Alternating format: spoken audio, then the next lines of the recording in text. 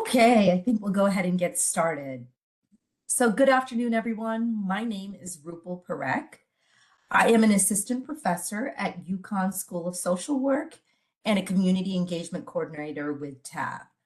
I would like to welcome you to today's webinar on displacement in Brownfields, Community Benefits Agreement.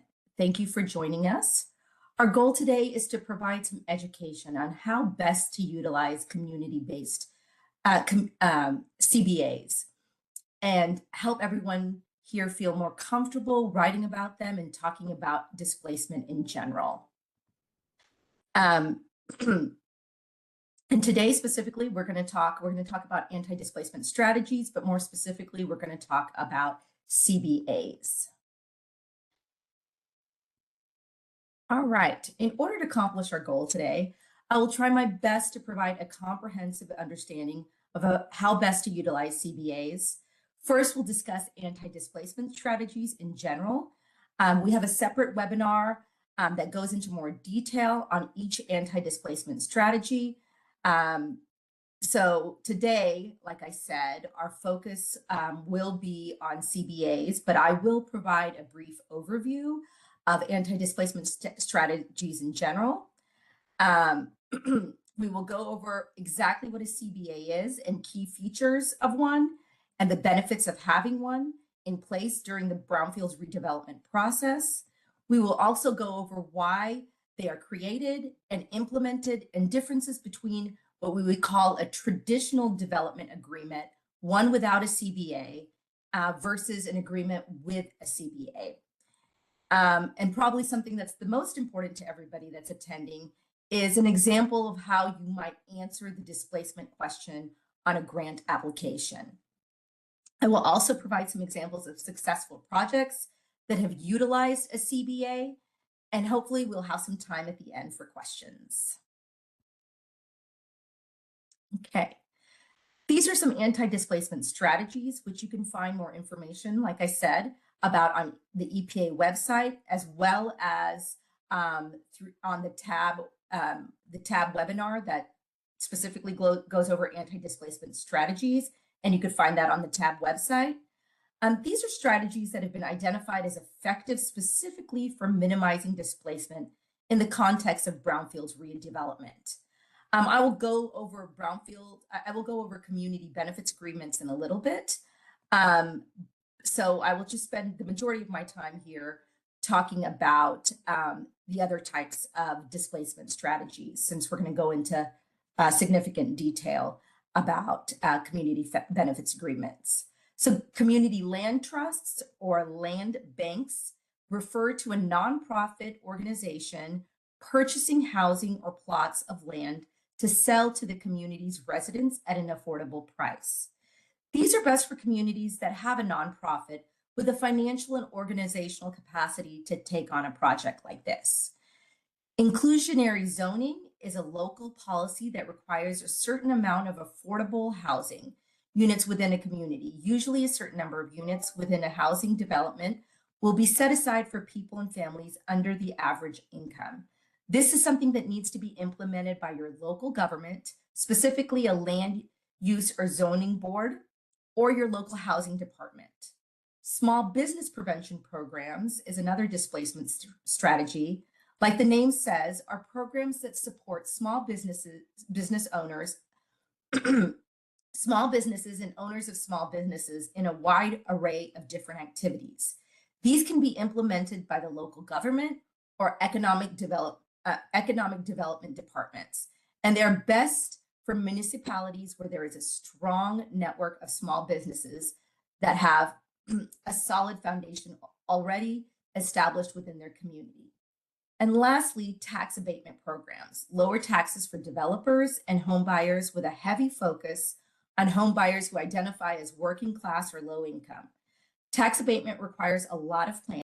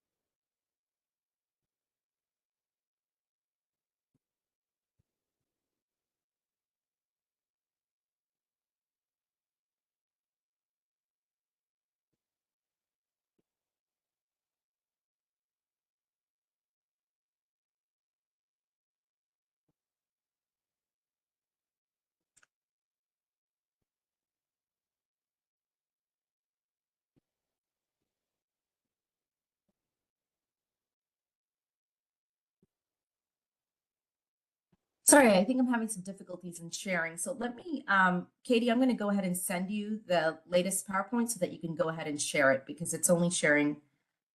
For some reason, something changed when the.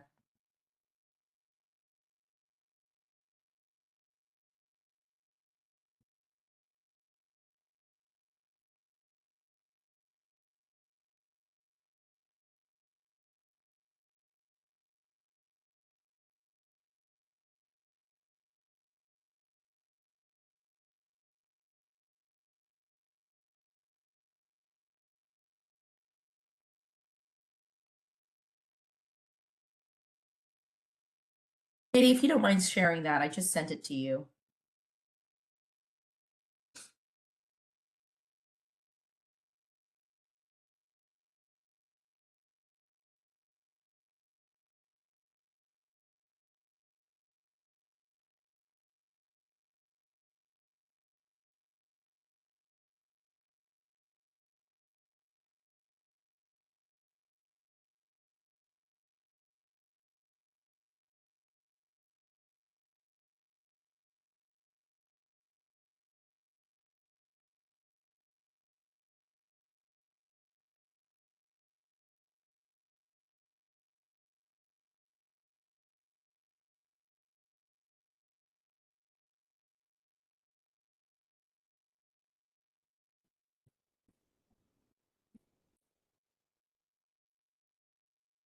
Thank you. I think we're on slide 3.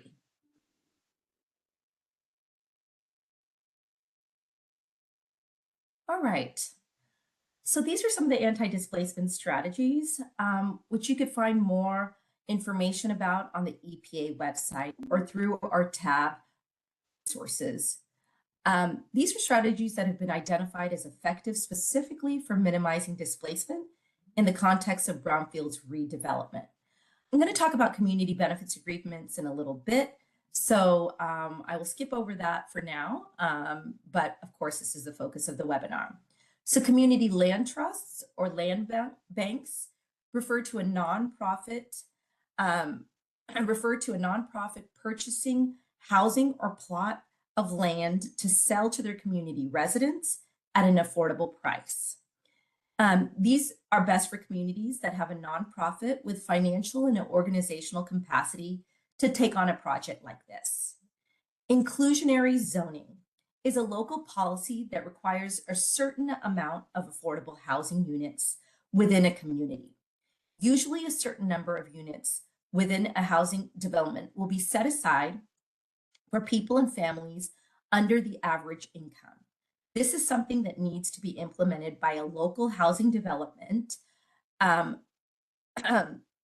will be set aside by local housing development for people and families under the average income. Small business prevention programs, like the name says, are programs that support small businesses and owners of small businesses in a wide array of different activities. These can be implemented by local government or economic development department. And lastly, tax abatement programs, lower taxes for developers and buyers with a heavy focus on home buying, who identify as working class or low income. Okay, next slide. So CBA, the focus of our webinar, CBA is the focus of our webinars, is a legally enforceable contract between a developer and a community group, in which the developer agrees to provide specific benefits to the community in return for its support. CBAs are instrumental in enhancing the quality of life for local residents and minimizing the impact of major development projects. It is the only displacement strategy that has a legally enforceable contract between a developer and the community. We will talk more about why this is important in ensuring the developer and the community needs are addressed throughout the redevelopment process. I like to say it keeps the developer honest. The CBA outlines the benefits a developer will offer to the community in return for the support of community representatives for the proposed project. And I'll talk more about what these supports look like. Next slide. So some key features of a CBA and what really sets a CBA apart from other anti-displacement strategies are that CBAs are the result of negotiations between the developer and the community representatives. The terms are tailored to the specific needs and concerns of the community. So some tangible benefits, which is a big part of the CBAs, as it ensures that communities have equal footing during the redevelopment process. As mentioned earlier, tangible benefits can include a wide range of commitments, but here are some common ones that have been used in CBAs. So you can see affordable housing. A certain percentage of new housing units may be set aside as affordable housing. Local hiring, the developer may commit to hiring a specified percentage of workers from a local community. Living wages, jobs created by the development might offer living wages or benefits. Financial support for specific community needs like job training or childcare. But there are so many different types of tangible benefits, and we'll talk about within an example what that can look like. Okay, next slide. Some other key features include environmental protections and community amenities. Environmental protections could include green space, preservation, or sustainable practices or pollution reduction. Community amenities could include the developer agreeing to fund or build amenities like parks, community centers, or public infrastructure. Some other improvements could include cultural preservation, support for local arts, cultural and heritage initiatives, transportation improvements, public transit, bike lanes, health and safety initiatives. So programs aimed at improving community health, such as access to healthcare services or wellness programs. Working with the different sectors of your community to identify which tangible benefits would be most important to the community is a critical part of the process. Next slide. A few additional key features of CBAs are enforceable mechanisms. This is the cornerstone of a CBA because it ensures that the developer fulfills their obligation. This might involve regular reporting, penalties for non-compliance, or third-party oversight. Community participation is also a key feature of a CBA. Unlike traditional redevelopment agreements, the CBA empowers diverse community members by giving them a direct say in how a development project impacts their community. This participatory approach helps balance the interests of the developer with those of the local community. This is important because in a traditional agreement with no CBA, it is difficult for the community to get their voice heard because the contract, which is not legally binding, is typically between the developer and public entity. And again, communities really have a lot of power when they have a CBA because of transparency and accountability is a key feature. CBAs are public documents. They promote transparency and allow community members to hold developers accountable for their commitments. Next slide. So what are some benefits? Ultimately, CBAs should reduce risk for both the developer and the community, maximize benefits, and build support for implementation of the project and also potentially future projects. The benefits include reducing displacement, which we've talked about, by securing housing, which often is a tangible benefit in many CBAs. They can obviously help mitigate displacement and gentrification if a certain percentage of the housing is allocated to affordable housing. Many community members will have improved housing potentially at the same price or similar to what they were paying before. It promotes equity. CBAs ensure that the benefits of the development project are shared with communities most affected by them, often focusing on historically marginalized groups. These are often groups that have been historically impacted negatively by redevelopment. For these communities to know that there is a process in place that ensures their needs are met also builds trust for future projects. It fosters positive development. I think this is really important. Not only do CBAs build trust, it leads to more sustainable, socially responsible development now and in the future. And finally, what I consider one of the most important aspects of a CBA is that it develops what we call a community coalition. These are made up they are the ones that have the community coalition are the ones that actually have the contract with the developer. And this coalition represents the diverse voices and interests of the entire community, not just a select group. Oftentimes, without a CBA in place, a select few people who represent a public entity make decisions as it relates to development contracts. That does not only leave people out of the process, but it does not ensure the success of the project. There are many communities that have experienced opposing groups to a redevelopment project, which makes the success of the project very challenging. Some of you may have experienced that. Next slide. So why do stakeholders need CBAs? Stakeholders or community members need CBAs because it ensures that their priorities get into the development agreement.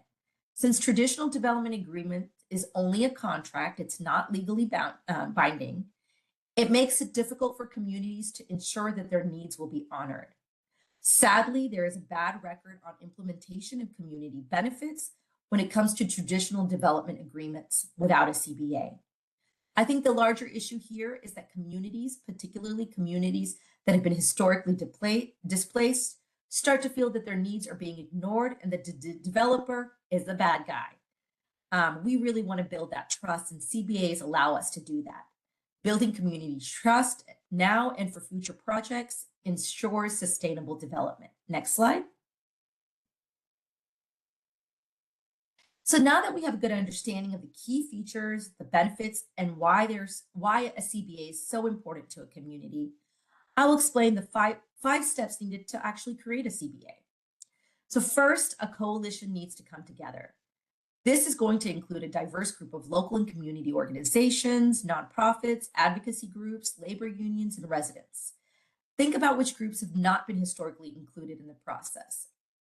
Second, either the coalition group can approach the developer, which happens often because there are many benefits for the developer to have a CBA in place as well, or the developer, I said it the other way around. So like I said, the developer might even approach the group if the developer is aware that the group exists. I think this is key. Starting a coalition group is important. In some cases, it takes years to form a representative coalition. So I think communities should start thinking about starting a group, a community coalition as soon as possible that represents the diverse needs of their community. Third, with the support of the city government, the coalition may start having meetings with the developer. 4, drafting an agreement, which is mentioned earlier, is legally binding. This agreement would detail the obligations of both the developer and the community and reviewing agreed upon benefits by community and local government. And finally, you want some sort of mechanism in place that allows the ongoing oversight once the development project has begun. This might look like a committee within the coalition that oversees the project. As mentioned earlier, CBAs could include penalties for non-compliance or require regular reports from the developer. I really recommend the regular reports from the developer. I think that can be really helpful. So next slide. So some of this we've already gone over, so I'm going to make it quick because of time. I think one of the important things, like I said, there's not really a one-size-fits-all plan. All CBAs are going to look different because it's going to really depend on the commitments made in the agreement.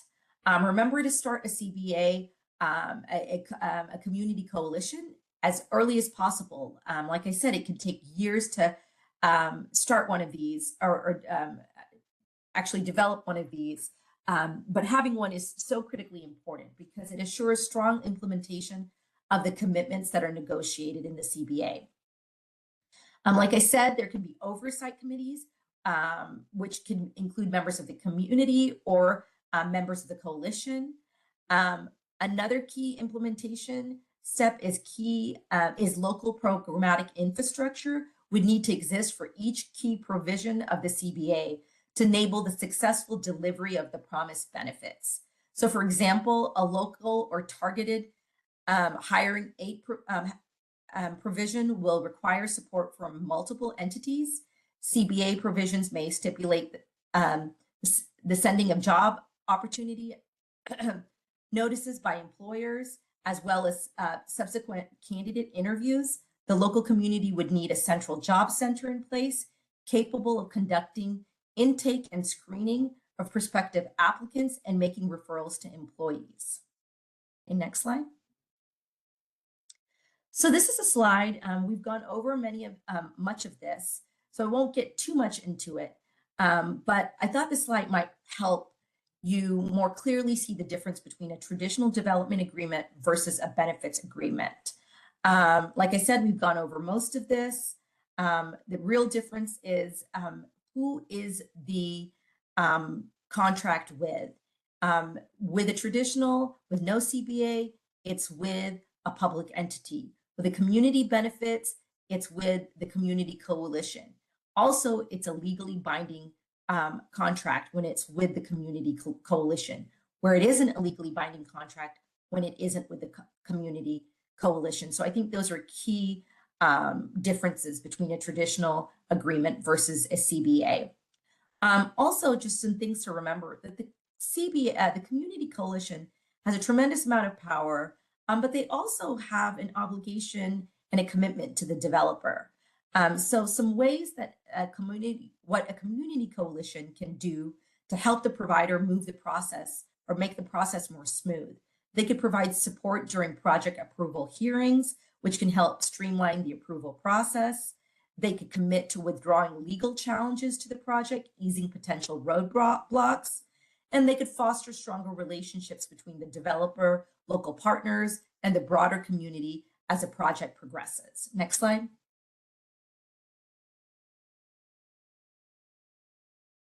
So I think this might be the slide that everybody's interested in most.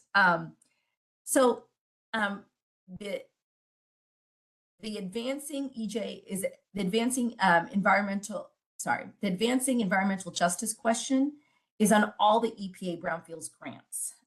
So the answer that I have here is an extended version of an answer. There are page limits on the grant, so you may not be able to include this much detail, but this should give you a good idea of what a comprehensive answer should look like. I'm not going to read it, but I think you could take your own time and read it. I do mention that a CBA is implemented or is utilized during this process. It gives a little background and history of the injustices that happened in that community, the environmental injustices that happen in the community and why they're implementing a CBA. So, when you get a chance, I would take some time to go ahead and read that example. It could be helpful in writing up your question, your answer to your question, sorry. Next slide. Okay, so here are some examples of successful CBAs that were implemented in these communities, and these are New England communities. So this was in the city of Salem, and it is the Salem Wind Terminal. And this is a project that had a lot of community support, but what made it more successful is the number of tangible benefits that the community coalition was able to negotiate with the developer. And as you can see on the right, the developer agreed to provide $9 million in direct payments over the 25-year life of the agreement, including approximately $4 million in education and workforce development investments, $2.5 million in first responder trainings and equipment, $1.2 million to $5 million in. I'm not going to read all of it because of time, but you can see that there were extensive tangible benefits for the community because of this project. And this can only be done if there is a CBA in place, right? Well, it can be done. I don't want to say that it can't be done in a traditional agreement, but to make sure that it's enforced, because a traditional benefit is not legally binding, it may be difficult to enforce some of these things. That the developer says, hey, I'm just not going to do this anymore. We can't afford this anymore for whatever reason. And then slide 15, or sorry, slide, yep. So this is another successful redevelopment project that also used a CBA. And you could see here that there are also significant tangible benefits for the community. I thought it was great that there's local hiring at the University of Maine and scholarships for the Mohegan residents, as well as all the financial support and the energy broadband infrastructure capital fund. So I think, communities can get really creative on what kinds of support that they want. And it's a negotiation process. It's negotiating with the developer. So what's important to the community? What can you get out of the situation, right? Like it's a negotiation like any other legally binding contract. Okay, I tried to do it really quickly, so I'm sorry if I skipped over some things. This is resources. Of course, our tab website is on here, but I also included this website that I just came across, and I actually got these two examples from, which is Columbia Law School has an inventory of community or a database of community benefits agreements that were put in place by different communities throughout the country. And it's pretty cool because you can actually look at the community benefits agreement. And so you could download the community benefits agreement so you can see samples of community benefits agreements. Also, they have best practices for community benefits agreements on their page. They have on that page that that's on this resource page. So I would definitely check that out. If you have any further questions, you could also reach out to us. And I don't know if we have that much time for questions, but if you do have any questions, I could take, I have a few minutes and I'm happy to do my best in answering questions.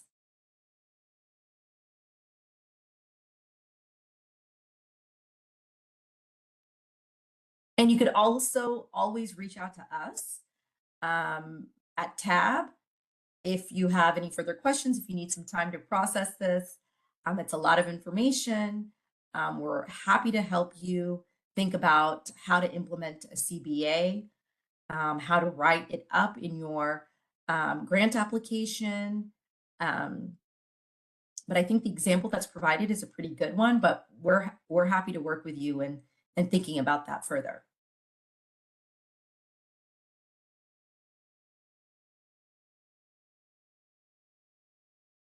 All right, I don't think there's any questions. So thank you very much. Appreciate your time. Like I said, we're always here. You could reach out to Katie, Randy. They're always available. And if you've ever worked with them, you know how wonderful and great they are. So thanks again. Have a good day.